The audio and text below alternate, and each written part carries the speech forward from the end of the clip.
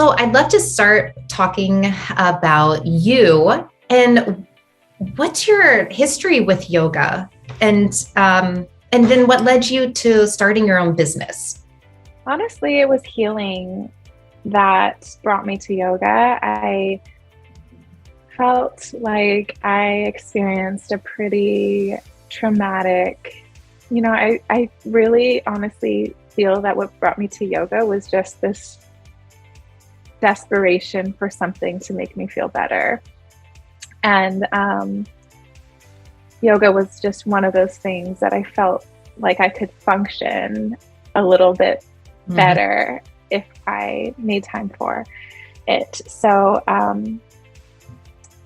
I began practicing in college and continued to do so kind of more consistently in my early 20s. And eventually I realized, like, this is just the one thing I know that I want to do, and I wasn't really thriving. I traveled to Nepal to do my yoga teacher training, which was really hard for me. I felt triggered constantly by my teacher and a lot of the teachings that, just seemed so esoteric and weird to me. And then I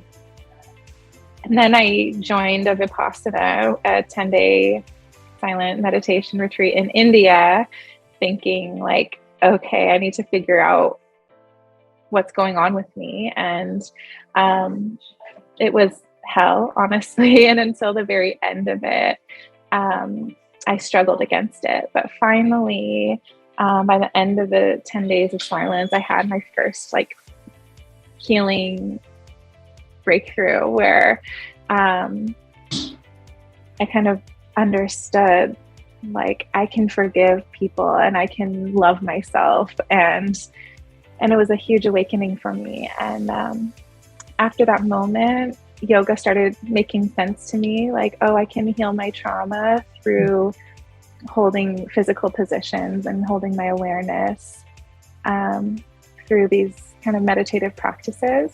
And so I came back to the US after 9 months in Asia.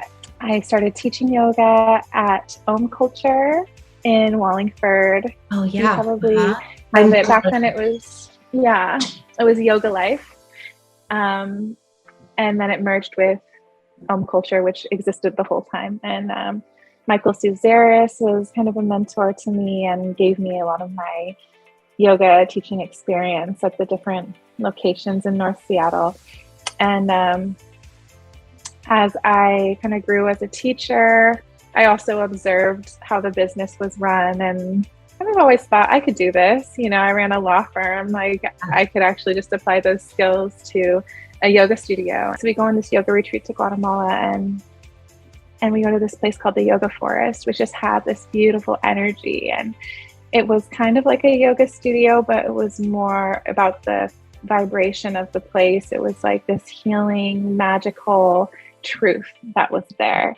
And I was like, it's time to finally start the yoga studio. And the difference between what my vision had been in the past up until I got to the Yoga Forest was that it was just going to be a yoga business. But after going to the Yoga Forest, I was like, no, we're going to create like a retreat center in the middle of White Center for people to remember really the truth of who they are, who we are as people, as spiritual beings that are all connected.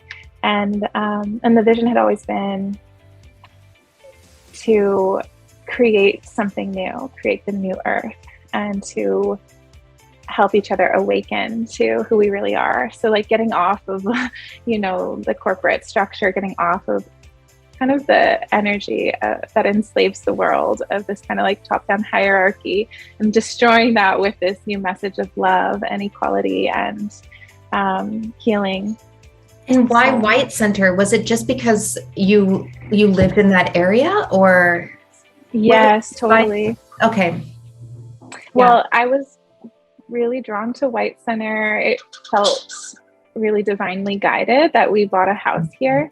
But I was commuting all the way to North Seattle just to teach yoga. And, you know, I knew that I was meant to create something here. And then I would kind of, you know, consult the I Ching and like try to figure out like when's the right time to go for it. Yeah. And I kept getting the message that you're the one to do this. Like, you're the one who needs to bring this vision into reality, and the community needs it too. And so it really felt like the stars aligned, and I just kept getting all these green lights. When we got back from Guatemala, our baby was like 4 months old, but like all these serendipitous occurrences like led us to the space and led us to the amazing like landlord, I guess, contractor, who was like, I'm paying rent on this place and I wasn't planning on using it, and he was like, sure, I'll rent it to you guys, like I want you guys to have a good business. And his name's Paul Kim, and he actually owns Smoketown, and he started Bud Nation, which is now Lucky Cannabis. And so he like he hooked us up, and he's been here in White Center for like decades, and he knows the ins and outs, and he was like really cool about giving us time to build out the space like without charging us. And then oh my gosh, and then he like let us do a mural on the brick wall, and then we found out later that it was like not allowed, but he was like, you're fine. I saw on your website that you have all of these comprehensive offerings such as Reiki, massage, I think, and yoga, and it's more like a center, which is kind of unique, right? And so what made you decide to incorporate some of these other practices into and not just yoga? I guess in a way the Heart Center is just an extension of who I am, and I always paired yoga with Reiki, and I learned Reiki and became a Reiki master. And that was actually what was supplementing my career as a yoga teacher, was to do energy healing on the side. And then I just knew that it would complement the community to have more than just yoga. And so we built in some treatment rooms in here, and I just figured, you know, different healers would come in and do their thing. And so currently we have a hypnotherapist, and we have a massage therapist / acupuncturist. I'm looking at her right now. She's sitting over there. Nice. We have. Does she have availability today? I'll reach out to you separately, okay? And we'll think. Yeah. So, I just knew that I wanted the feeling of this place to be serving people's spiritual needs, and that's not just through yoga. There's lots of places out there that offer yoga, and it's kind of like a scene or a gym membership type situation. And I wanted this to just be a community, really, and have people coming here from different walks of life, needing different things and offering different gifts. And I knew what I wanted to offer, and that's just kind of what I modeled it on, and then attracted the people who were like-minded, who kind of had the same vision. And so we've had a lot of teachers come through here already. I feel like we've landed on a solid core finally, after a lot of upheaval, a lot of people moving, a lot of change through the pandemic. I was going to say, that probably disrupted stuff, because you started in 2019? Yes, July 2019. Mm-hmm. Okay, yeah. Timing was interesting for sure. Mm-hmm. Yeah. Okay, cool. That makes a lot of sense. And then my last question for you is, so it sounds like you have this core group now. And so do you feel like you've been able to accomplish what you wanted for the Heart Center, and what are your wants and goals for the future with this establishment? I feel like we've accomplished the goals, and it's just evolving. Yeah. Yeah. My husband kind of joined forces with me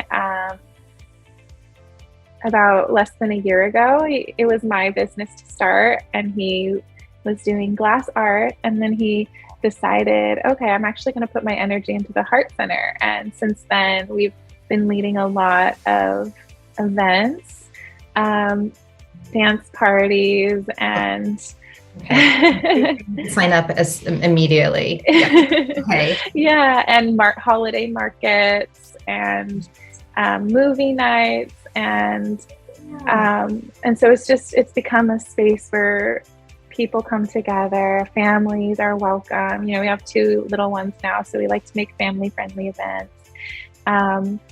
And it continues to evolve. We have now more courses that we're offering instead of just one-off workshops and classes.